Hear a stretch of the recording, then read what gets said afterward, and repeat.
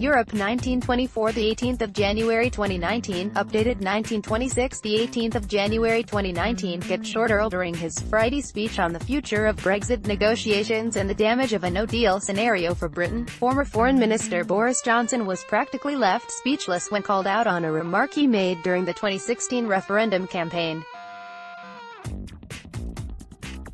Johnson was answering questions, after his leadership bid address, when he was confronted by a journalist over his record on immigration, and the anti-Turkish campaign in 2016. Actually, I didn't say anything about Turkey in the referendum.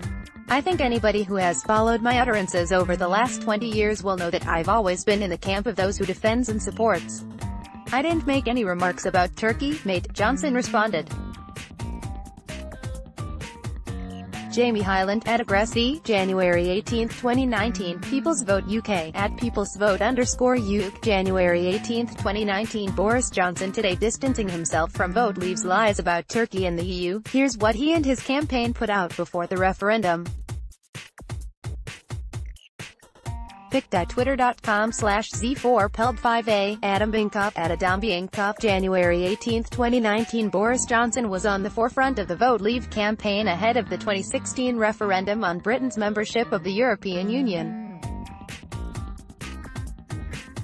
At the time, pro-Brexit campaigners repeatedly warned Brits of the immigration influx threat, which would see up to 77 million Turks come to the UK, if Turkey became part of the EU bloc.